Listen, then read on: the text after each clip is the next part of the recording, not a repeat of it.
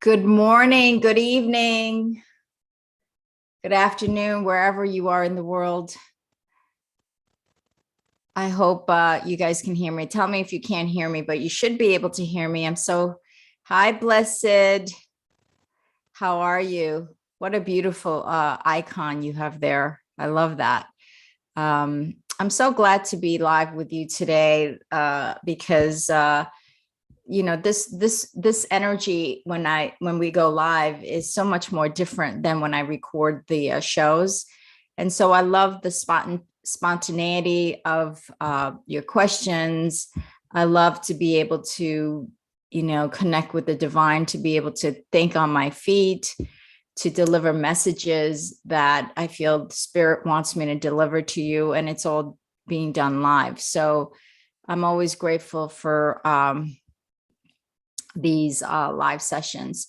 So I wanted to make a couple of announcements before we go into questions and things like that. If you have a question, please place it in the chat. Whatever the question is, I'm happy to answer, and I will answer it the best way that I can. And this is your opportunity to ask me any questions, really, because I know in my recorded videos, it's hard to, hi, Mr. Sabux. Good morning. Good morning. Good morning. So ask me any questions. I want to make a couple of announcements before we get into the questions and other things. Tomorrow, Sunday at 11 a.m. Pacific time, 2 p.m. Eastern time, we're going to be interviewing an energy healer. Her name is energy healing practitioner named Empress A. And she's going to not only answer questions, but she's going to do a 20-minute soul activation session. So that's in the Om Heals Clubhouse room, Om Heals Clubhouse room. And I'm going to put the link below, and join us where we go from 11 a.m. to 12 p.m. Pacific time, 2 p.m. to 3 p.m. Eastern time. Empress A will be doing a soul activation for 20 minutes, and she'll answer questions. And on Tuesday evenings, every Tuesday evenings in the Yin and Yang Living Clubhouse room, we do a group meditation session where we actually gather our collective consciousness, and we send healing and support to an individual that needs it for some specific issue in their life. And then as we send that beautiful healing energy to that person, we receive that same healing in return. It's because we're all connected. So join us at 6:30 p.m. Pacific time, 6:30 p.m. Pacific time, 9:30 p.m. Eastern time, Tuesday nights in the Yin and Yang Living Clubhouse room. And I'll put that link after this live session. Blessed all day. So you have a question for me. What is the best way for me to remove the trauma in my body? That is an amazing question.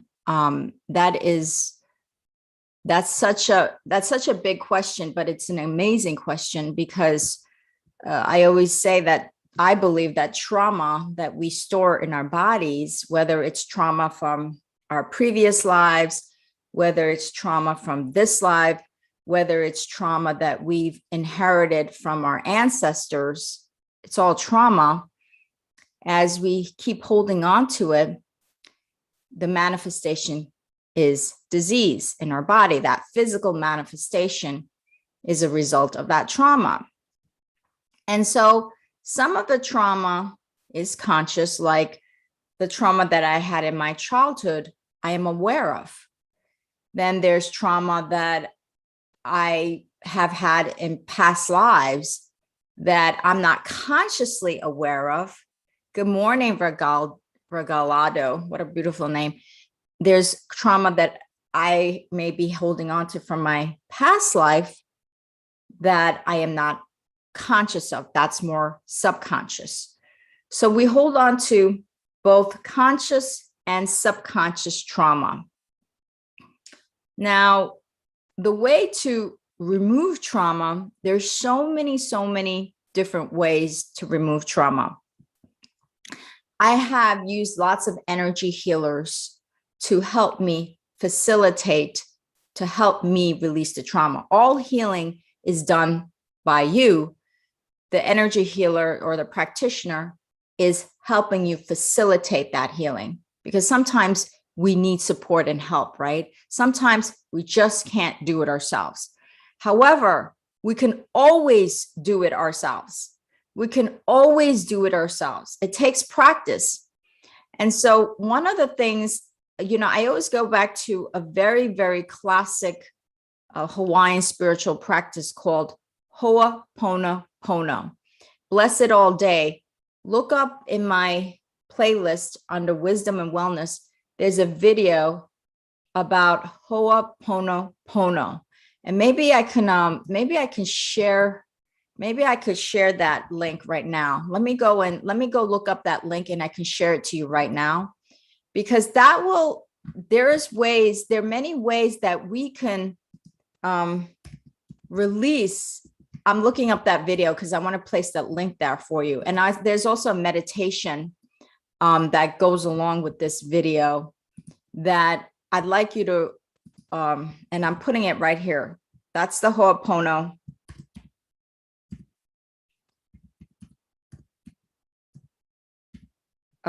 Concept. And then the guided meditation for the Ho'opono. Here's a link to that one. So I want to give you these resources now so that you can use them actively. So here's a guided meditation that goes along with that Ho'oponopono. And people seem to like it because I have 22,000 people who are already. Okay, so bless it all day. Watch the video first about what Ho'oponopono is, and then do the guided meditation. So basically in Ho'oponopono, what we're doing is the conscious mind is speaking to the subconscious mind. We could call it the inner child. And then to help me to release these traumas that do not serve me. And then what happens in the subconscious mind communicates with what you call the higher conscious mind, the super conscious mind, the mind of the higher self. And then the higher self, that super conscious mind, will communicate with the divine.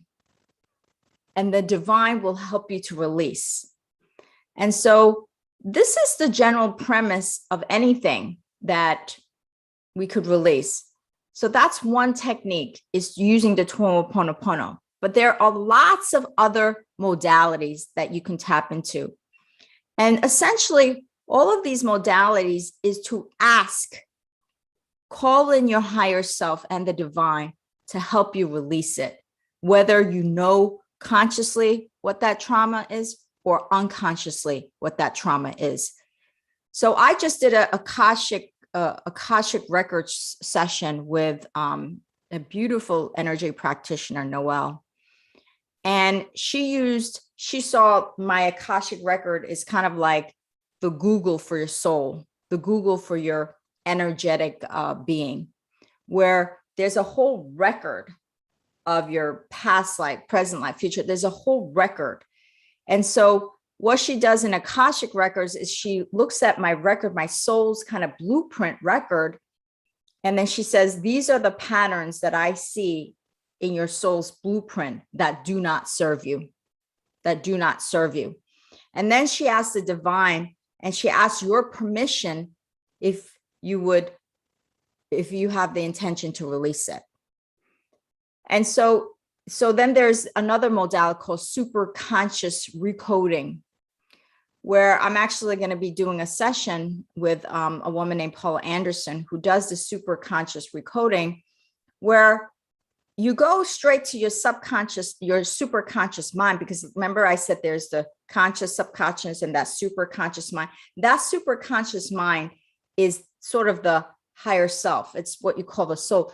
You go into that higher consciousness level and you directly ask, please help me to release these traumas.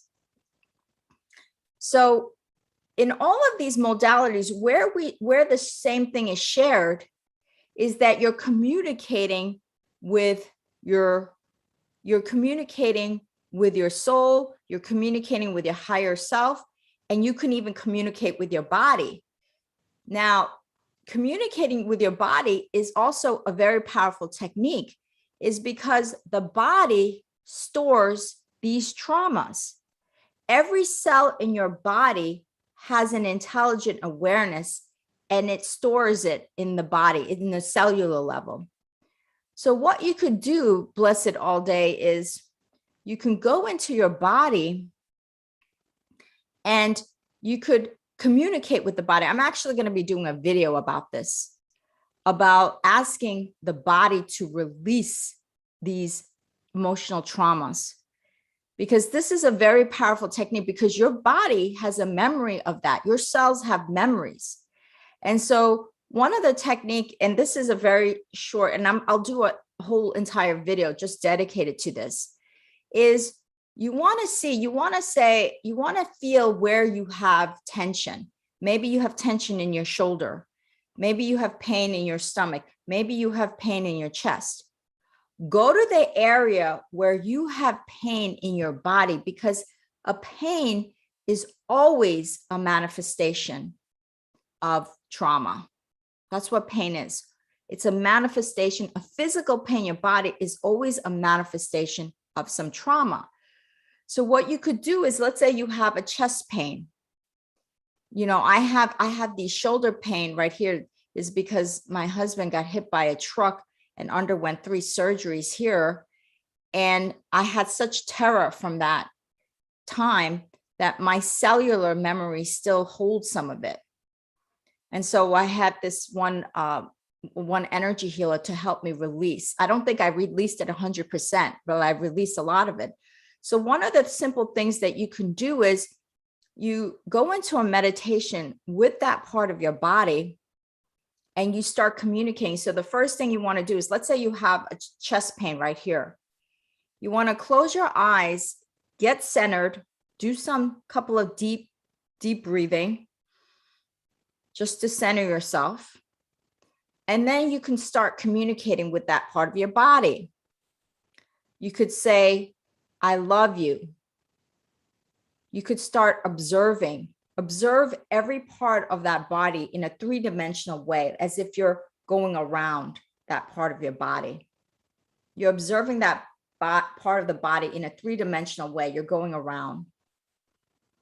And then you could start to speak to that part of the body. You say, I love you. What do you need? It may say safety. Then you can ask, what do you want me to release? And whatever comes to you, that first answer, go with it. Don't overthink it. So if it says all of a sudden it pops in your mind, safety, go with safety. What do I need to release that's creating that? What is the root cause of this issue? You could ask, what is the root cause of this pain that I should release so this pain will mitigate or disappear?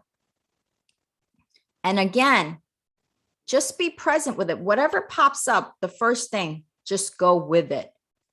Don't overanalyze the answers. And keep doing that. So the practice, maybe the first time you might be overthinking it. And that happens a lot. This is where we get into a lot of confusion and trouble, is when we overthink it. Whatever pops in, just allow that answer to be and go with it. Maybe it's correct, maybe it's not, but the more likely that it's correct is much higher than not correct. And if you keep practicing with this in your body, communicating with that part of your body, then that body will start to release it. And you always want to thank your body. You want to say, when the answer comes, say thank you. Thank you, body. Thank you. Because you always want to show that appreciation that your body's working for you, that your soul is working for you, that the divine is working for you, that the higher self is working for you. So I hope these are quick tips, but I will do a whole show just about emotional release. There's a man that I'm going to be interviewing. His name is Adam Heller.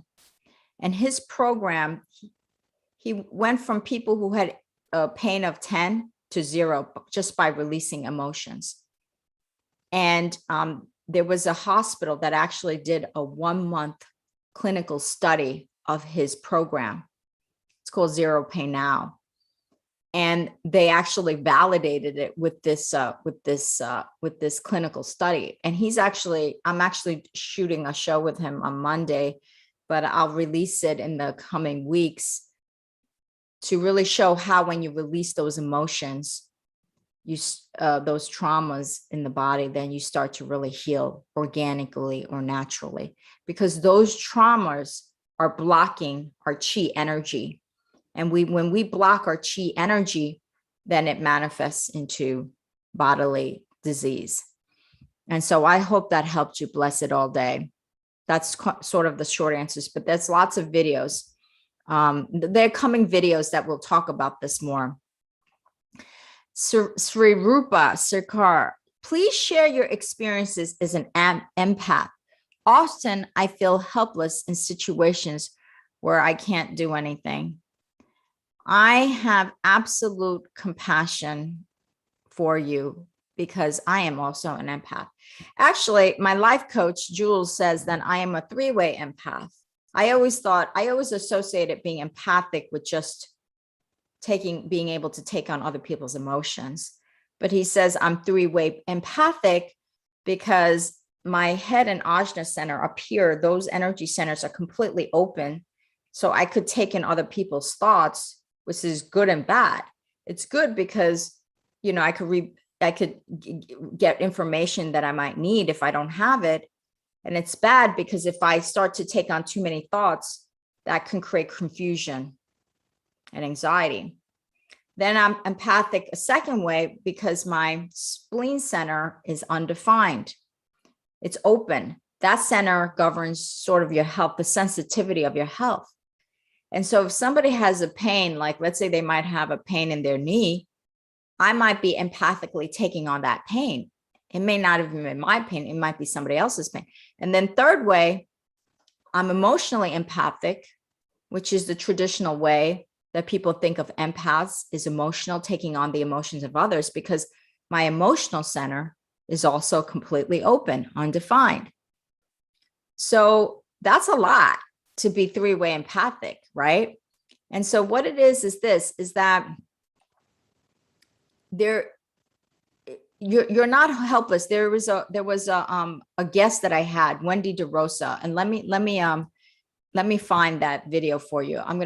She came on my show. She talks about how to empower yourself as an empath, because often empaths feel that they are powerless. And I want you to go and watch this video after the show, but I want to talk to you a little bit about this empathic situation. Here's the video with Wendy DeRosa. She wrote a book about becoming an empowered empath. And this is the video interview that I did with her, Saripa. So check that video out. But what it is that when we're a little child, when we have these empathic gifts, and see them as gifts, because your languaging is very important here. You say, I often feel helpless in situations. What you should be saying is, it's called the empowered empath, the empowered empath. What often happens is the languaging here is very important, because here you say, I often feel helpless in situations where I can't do anything. That languaging in and of itself will not serve you. because empaths are very, very powerful beings. Why? Because when you can take on, when you can use that power and you can transmute it to help lots of people.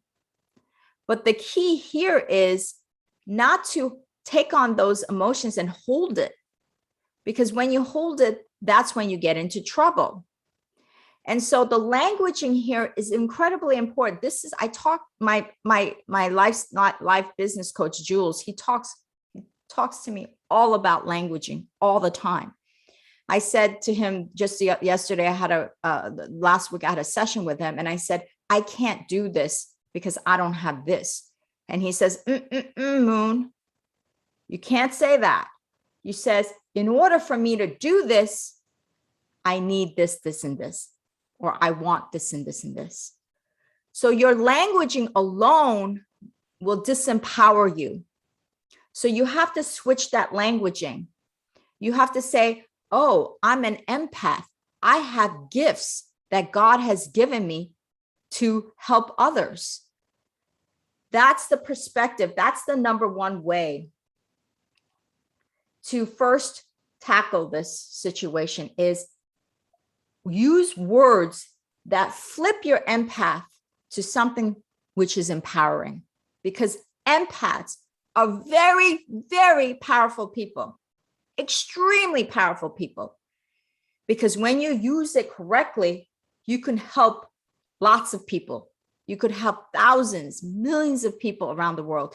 And the best energy practitioners that I have met, and most energy practitioners, they are empathic. And it's because they are empathic, they make the best energy practitioners. So switch that languaging. Switch that languaging.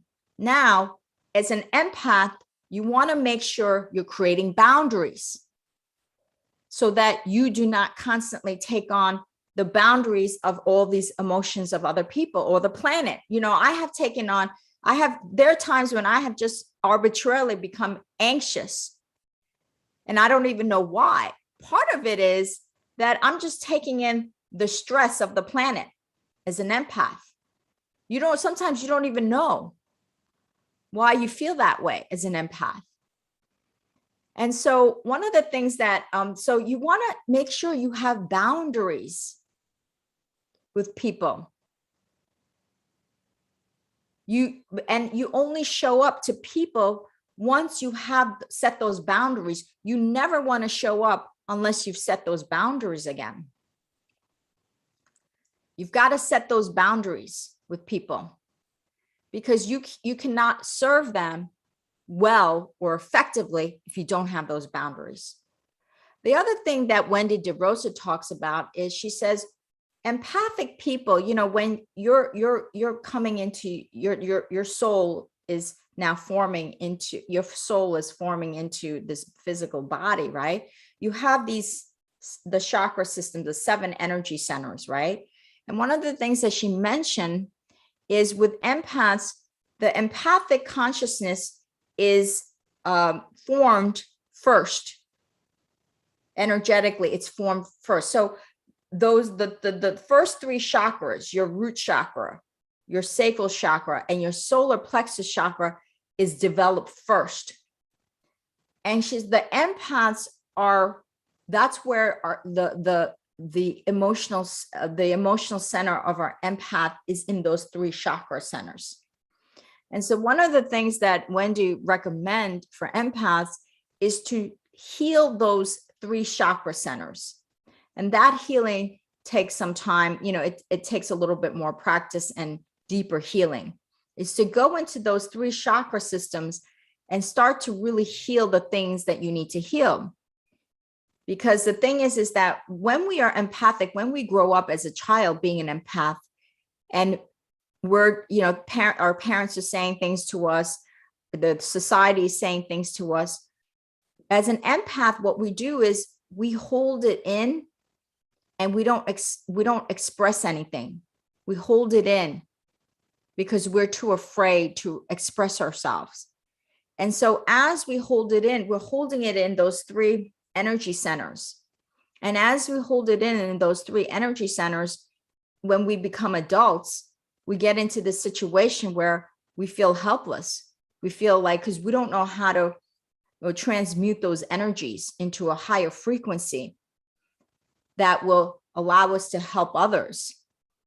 And so there's some deep healing that will happen in those that should happen in those three chakras, the first three chakras, if you're an empath, because you were an empath when you were born, you're still an empath. So there's things that you're holding on to in those three chakras from your childhood, from, that because nobody told us how to be an empath. The parent didn't even understand how to deal with an empathic child, right?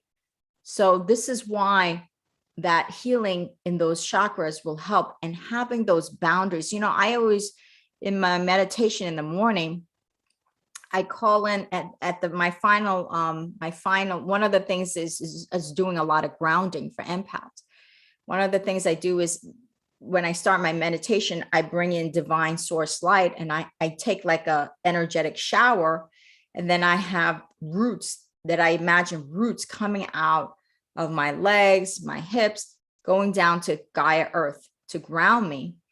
And then when I finish the meditation, I call in the dragon energy light, the golden light of dragons.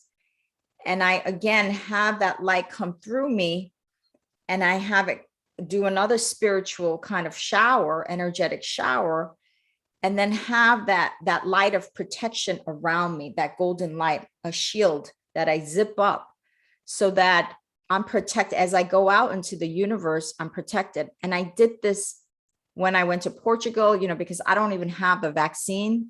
I'm not opposed to getting the vaccine. I just don't have it right now. I did this every single day in Portugal before I left. I still do it. And I was totally COVID free.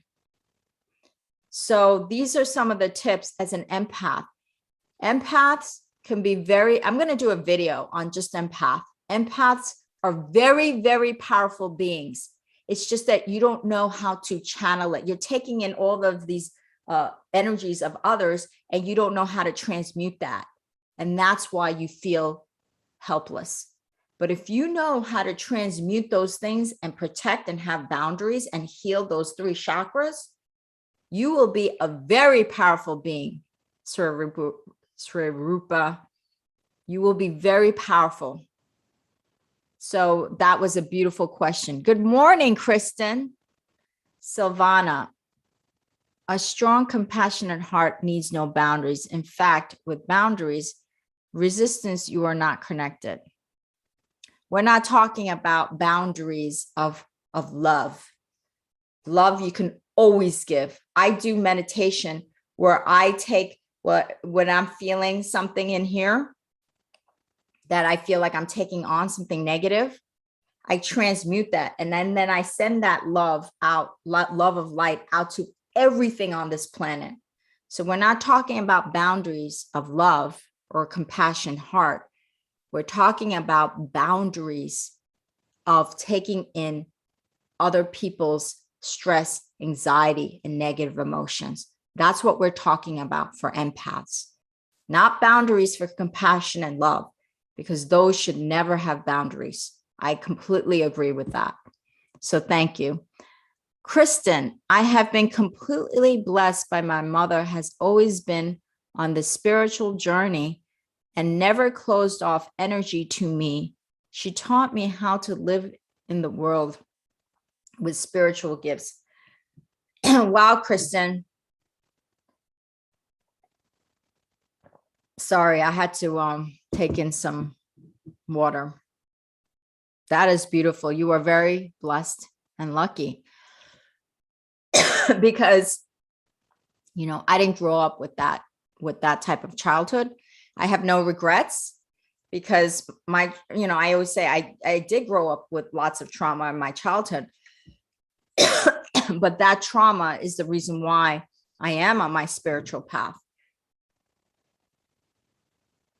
So you are very blessed to have parents or a mother that has always been on a spiritual journey, because I always say each and every one of us is on a spiritual path.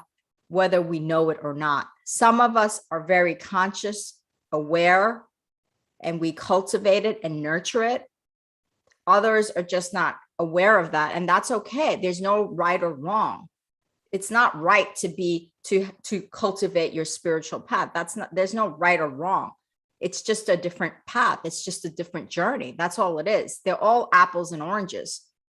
But if that your mother's spirituality has helped you to expand and grow, then you are very blessed.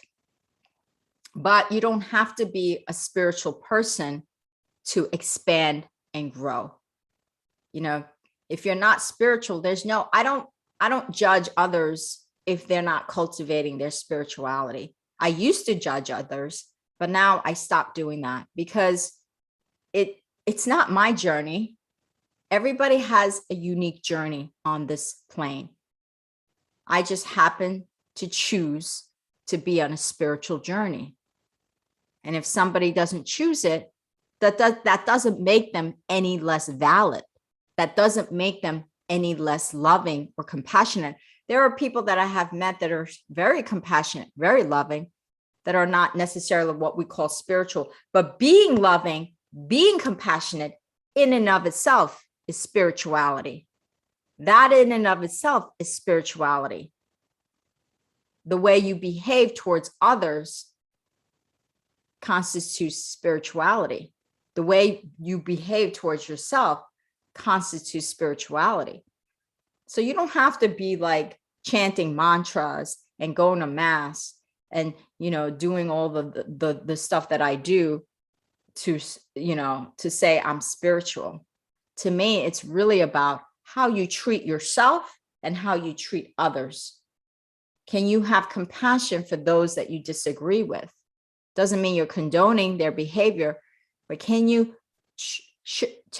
have compassion for others, even if you might not agree with them? Doesn't mean you have to hang out with them. Doesn't mean that you have to condone their behavior. It means, can you have compassion for your fellow humans because they are on their journey, their unique journey, and they are exactly where they are at. And that's a spiritual person. Sandra, the topic is I come on live and answer any of your questions that you have live. So this is a live session where I answer your questions. So you can ask me about anything. You can ask me about anything. Kristen, my mom had trauma that led to her spiritual gifts and passed it down to me. Yes. Oftentimes, hi Jay, you're welcome. Oftentimes, it's always that opponent, that what we might call trauma or the tragedy, that is the opportunity for our greatest growth and expansion. Without that contrast, what Abraham Hicks likes to call it contrast, because she doesn't like to call it, it's not necessarily negative, it's just yin and yang. You can't have the light without the dark. You can't have the dark without the light. It's all about this balancing act, right? So you can't have growth and expansion when you don't have certain types of what you might call challenging situations. I call it opportunities. So every single time something happens in my life that I may not desire, I'm going to say quote unquote desire, I spin it around. I spin the story. I say, this situation is my greatest opportunity for growth and expansion. So I choose to see, and the languaging that I put around it, I have to be careful with that languaging. The languaging is everything, because the languaging has a frequency. It's an energy frequency. And so there are languaging that has a low frequency that doesn't move you to a higher frequency, that doesn't allow you to transmute to a higher level. So the languaging is so important here. So now I say, everything is an opportunity for my growth and expansion. What is the lesson here that I can learn? Everything is an opportunity for growth and expansion. What can I learn from this situation? So the fact that your mom had trauma that led to her spiritual gifts. Exactly. And a lot of energy practitioners, they go through the same thing. You know, there are some energy practitioners, oh, I had almost a near-death experience, and that's why I'm doing this work. Where somebody said, I lost everything in my life, and that's why I'm doing this work. That's why I'm now on my spiritual path. You know, I said my late sister's son, you know, if you guys, any of you guys know my story, my late sister's son, S-U-N, I always say we're the yin and yang, the moon and sun. Her death was the reason, why I started to cultivate my spiritual path. It was her death. If it wasn't for her death, I wouldn't even open my first spiritual book and went to a Buddhist meditation center in the mountains of Colorado over 20 years ago. It was her death. So all of these things now, you know, she may be gone physically, but she's still here spiritually. She is definitely here spiritually, watching over me, guiding me, sending me messages. I have conversations with her on a spiritual level. You know, so she's still here. They're all here. None of these people are gone. It's just, you know, we can connect to them always. J. Pep, words world create the world. Yes, words do create the world because words have a frequency. That's why the like Om, when you chant Om, that is a powerful frequency. That Om represents the universal forces of truth. And when you chant it, you connect with that universal forces of truth. You connect to the power of the universe. And so this is why the monks, like traditions like the Buddhist monks or even shamans or whatever, like all spiritual traditions have song, music, mantras, chants, right? Why? Because they're frequencies. And when you have a certain frequency, you will connect to that frequency. People also mantra and chant to manifest things. And so every morning I'm doing this thing, this 21-day thing where I did this Akashic record session last week with a Akashic Records lady named Noelle. And she gave me, so we did a session where she showed me the patterns, my soul's patterns, that the patterns that do not serve my life. And then at the end, she said, Moon, are you giving permission to release this? Is this intention to release this? And I said, yes. And so she says, now it's released. And so then she gave me a sheet, a homework of words and sentences, a whole, like the whole paragraph to read every single morning to help me release, continue to release those patterns in my soul that do not serve me. And it's a 21-day thing because it takes 21 days, according to the Akashic Records, it takes 21 days to truly release those patterns from our soul's blueprint that do not serve us. So every morning before my meditation or after my meditation, I read the page that she sent me. And it says, you know, please help me release like patterns that are not aligned with my divine expression or my divine blueprint. You know, it's all about integrating that release and making sure that I'm releasing that. And so I say for 21 days so that those patterns can truly be released from my soul's blueprint. Those patterns that do not serve me, that do not align with my divine expression, that do not align with each one of our divine expression. And so words are extremely, extremely powerful. And we have to be really careful with what words that we say to ourselves, more so than the words that we say to others. Because I guarantee you, if you speak with love to yourself, you will speak love to others. And the reason why we don't speak love to others is because we really are not speaking love to ourselves. When we have compassion for ourselves, we forgive ourselves, we love ourselves, then we will love others. We will have compassion for others. We will forgive for others. So the how we speak to ourselves, I always say, is far, far more important than how we speak to others, because the way we speak to ourselves is the way we will speak to others. So it starts at home. We've got to be very aware of the languaging that we use in our life. And this is something that my business coach, my life coach, Jules, and I, we talk about all the time. He notices languaging he notices things about what I say. Even, the other day I was talking about business partner. I said, oh, we're going to look like idiots to investors. And I realized, wow, that was not empowering, and she caught that. And I said, thank you for catching that.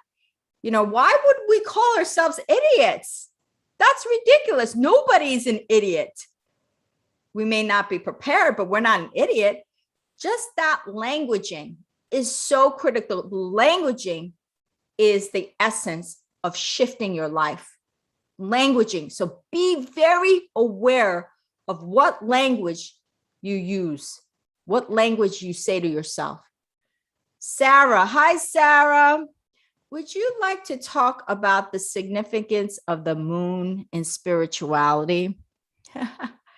Wow, I've never gotten that question before. This is a really great question because I've never had that question before. Okay. Well, obviously, my name is Moon. And so, this is one of the reasons why I have all of these backgrounds with moons on it. The moon in spirituality is important. Everything in nature is important to spirituality. But what it is when people talk about the full moon, the new moon, things like that, is because everything is emitting a certain energy. It's like everything has an energy, a certain energy, whether it's a low energy, high energy, mediocre energy, it's frequency energy. And so the moon, as it changes its phase, it goes through its phase from the new moon to the full moon, then back to the new moon. It goes through a cycle.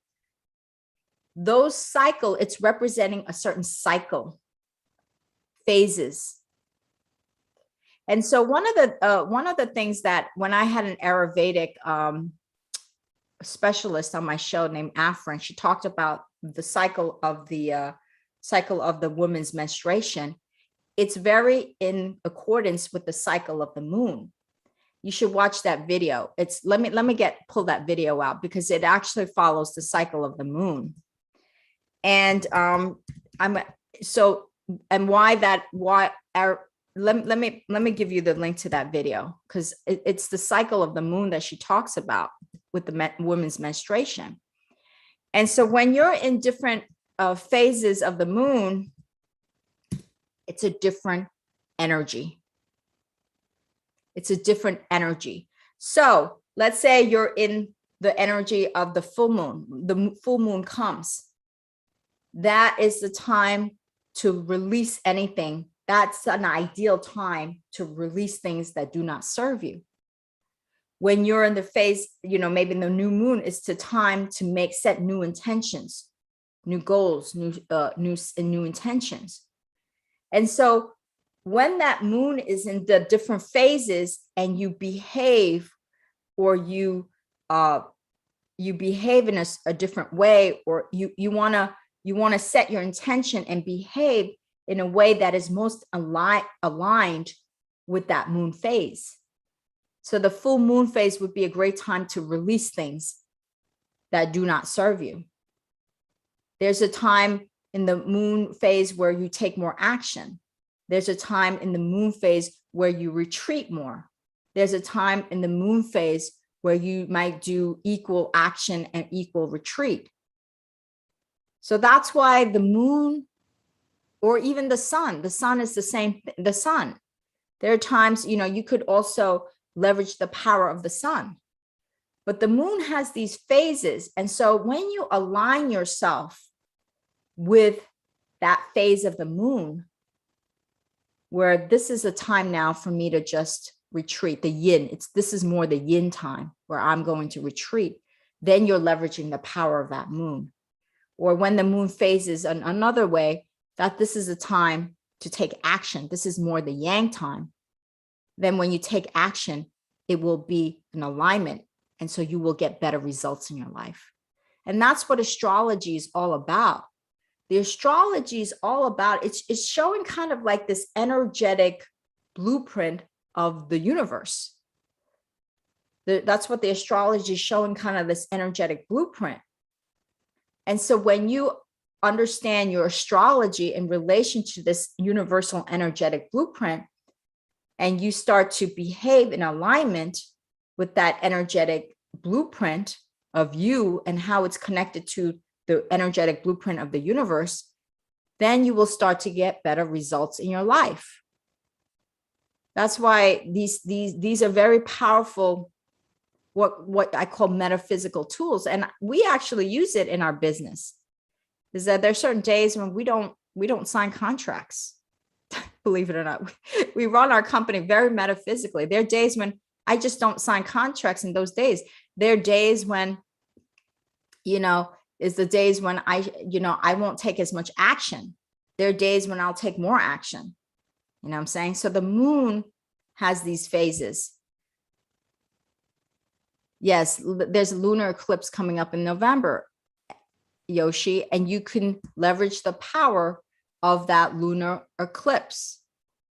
So leverage the power of the moon. And I've had a couple of full moon meditations, which I will, let me send you the link to those full moon meditations. If you go in my meditation playlist, I had, the live sessions. I had last month, I did a live session with a full moon meditation with Yvonne Skelly.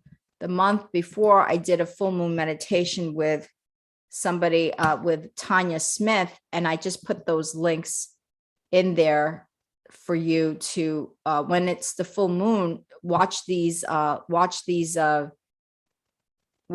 meditations, and which could really help you leverage the power of the full moon.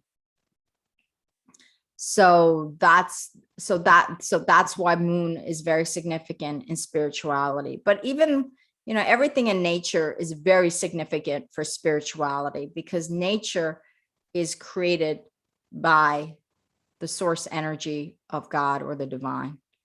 Kush London. Hi, Kush London. How are you? I love your little icon. It looks like a goat. It's beautiful. Beautiful. It's such a cute little icon. I love it. Okay, so anybody else have any questions for me? We have about 10 more minutes. Again, I want to announce tomorrow. You're welcome, Sarah. You're welcome. Tomorrow in the Om Heals Clubhouse. So Om Heals is a company that I created where we're actually going to launch it very soon. It's a one-page website where you actually answer 20 questions. And based on those 20 questions, we go offline and we matchmake you with the energy practitioner that we think would be best suited for you. So Om Heals, we have an Om Heals Clubhouse room. So every week we interview an energy practitioner and they talk about their practice. We ask questions. They also, sometimes they do their meditation. So tomorrow, Empress A in the Om Heals room at 11 a.m. Pacific time, 2 p.m. Eastern time, Empress A will do a 20-minute of soul activation and like another 20 or 30 minutes of answering questions. So join us. And then Tuesday nights at 6:30 p.m. Pacific time, 9:30 p.m. Eastern time, I do a group consciousness meditation where we gather our collective consciousness to send healing energy, love energy to an individual that's asking for healing with something in their life, whether it might be a health issue, it might be a money issue, career, relationship issue. And then we send that consciousness, we send the intention for the highest and best good of that individual. And as we send that intention to that individual, that comes back to us and we receive benefit. So that's in the Yin and Yang Living Club. And I'll put the links to that in the bottom of the video. Suripa, Kush London, what do you know about the 6th race root souls? And do you think they are here in existence? Wow, that is Kush London. You will have to educate me about that, because I haven't heard about the 6th race root souls. Can you clarify? Maybe I know something about it, but maybe it was coined a different way for me. Would you please explain a little bit more? I think that we are, Swarupa, how to release the negatives which are within me. Kindly share if you have a video. Yes, I have many videos, Swarupa, which go to my wisdom and wellness playlist. Releasing negatives within you starts with your languaging, how you talk to yourself. That's how you start to release.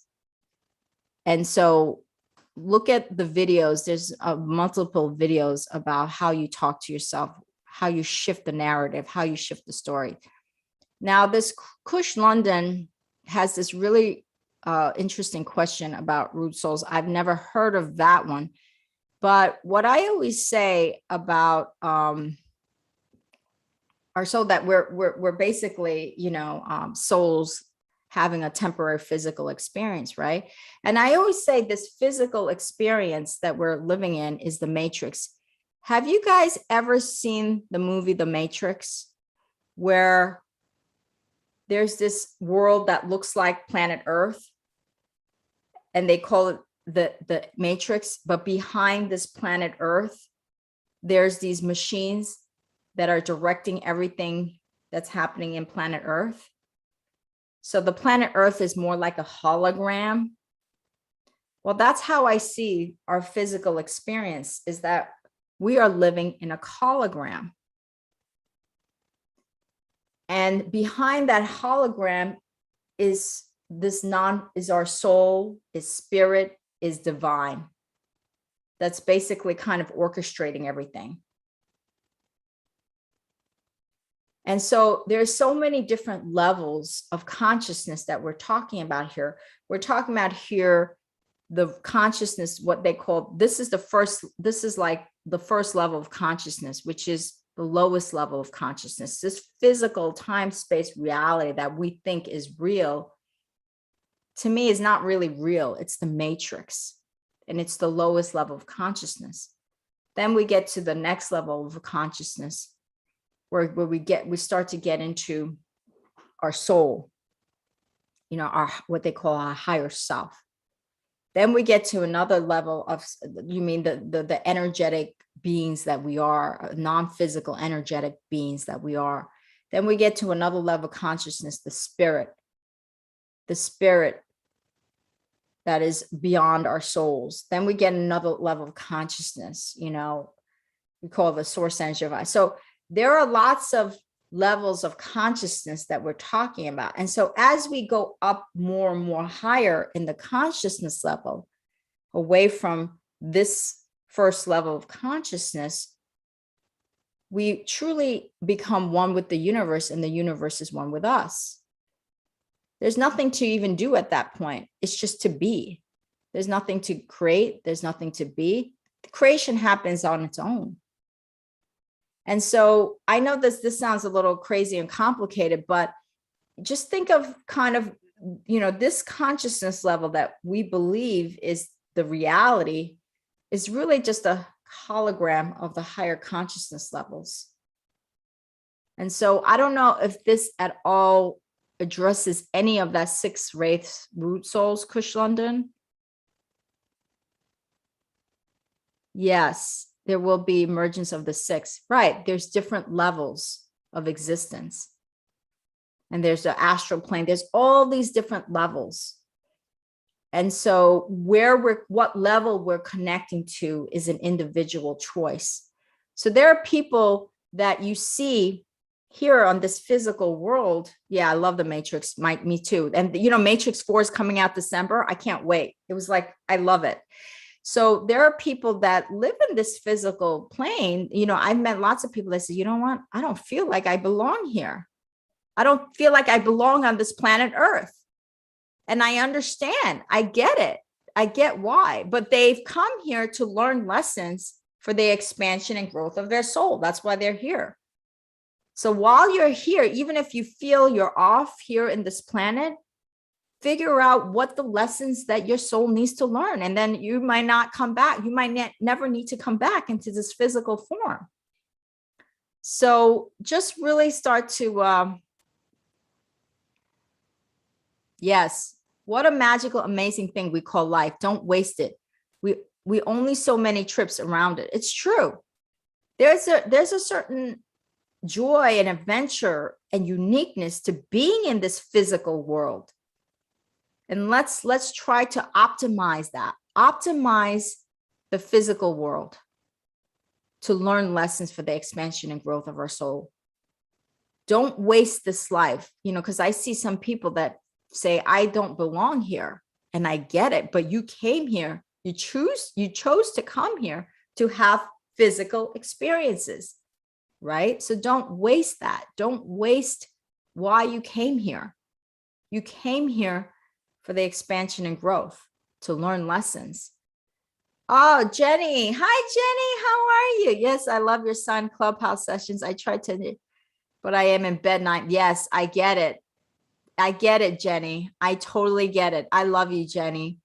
Thanks for sharing your knowledge, Moon. And I love the Matrix. Yeah, you're welcome, Jenny. I love you, Jenny.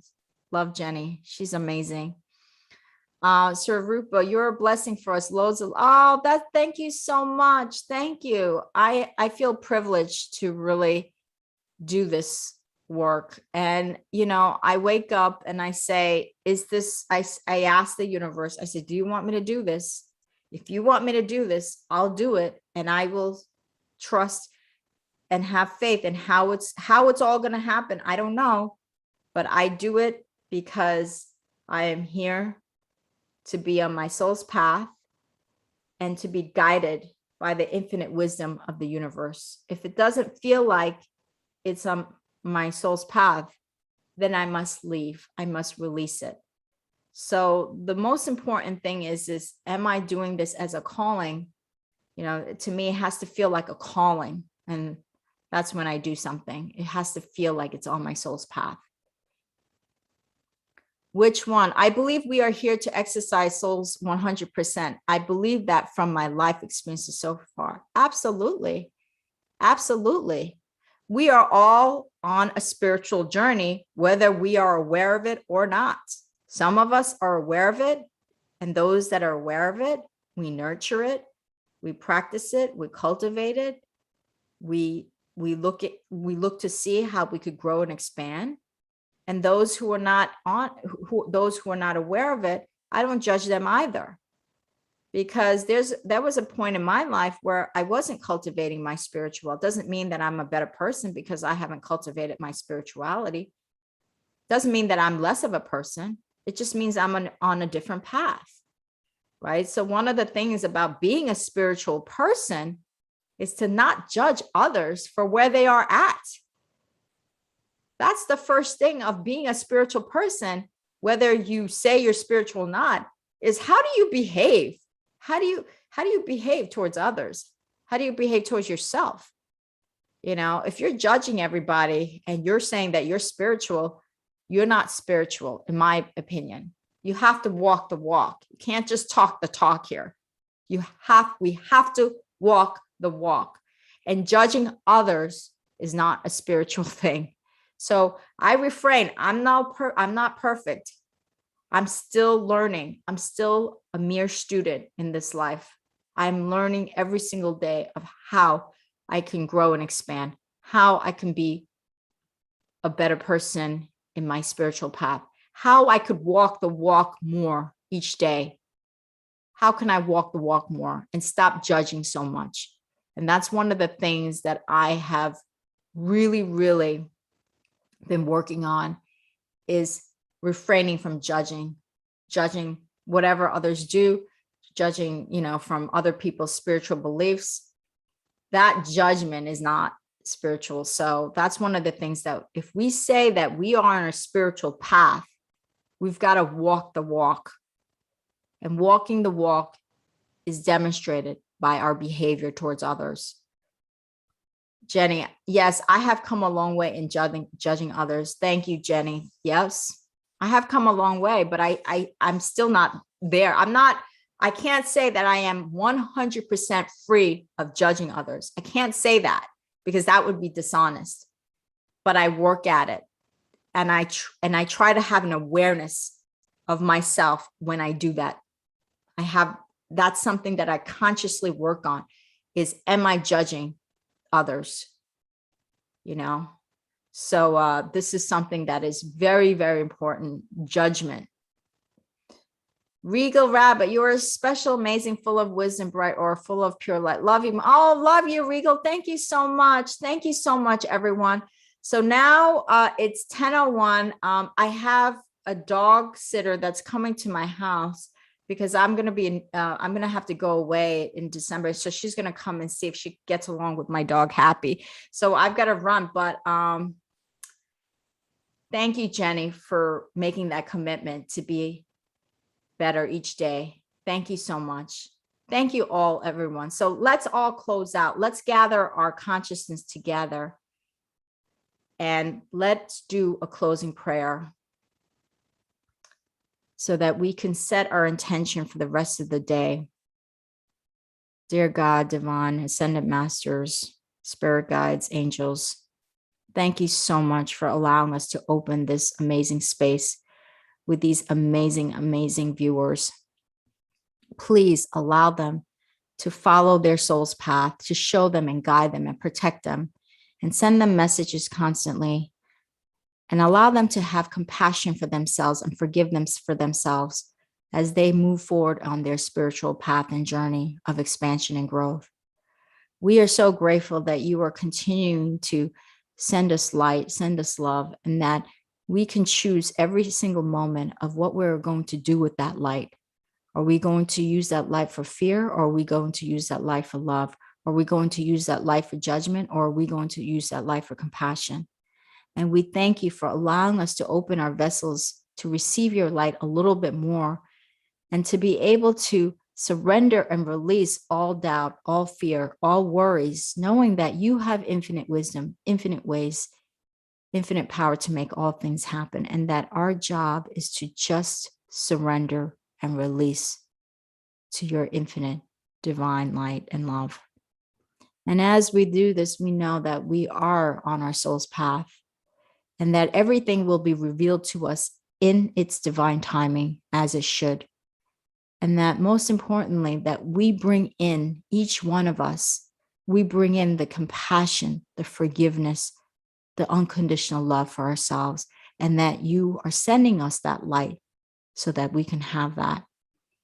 And so thank you so much for continuing to allow us to awaken to the truth of who we really are, which is this pure positive energy of God and love and light.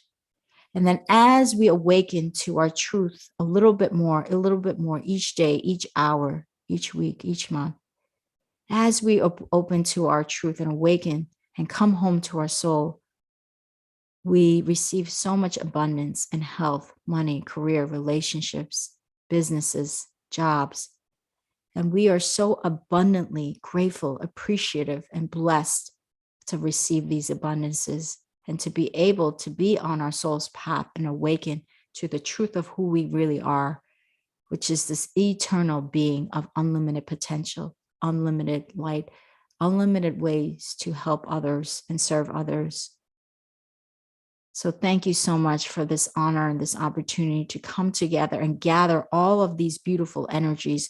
And as we gather these beautiful energies in this live session, with all of the beautiful people like Sarah, Richwan, Regal, Kushlinda, Sharipa, Jenny, all of these beautiful energies that have come together. We collectively send compassion, love to others, to the planet, and to the universe, because we know that each one of us has the power to make a huge difference in the world and on this planet. So thank you so much for your continued guidance, your continued wisdom, your continued protection to remove people in situations that do not serve the highest good of ourselves, the highest good of the planet, the highest good of this of humanity. And for most importantly, we thank you. We are deeply, deeply appreciative and grateful for your unconditional love. And so it is. Namaste. Thank you, everyone. Have a beautiful day.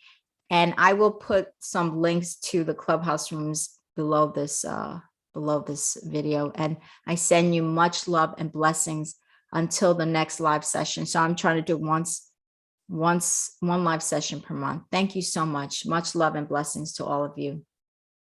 Have a beautiful day.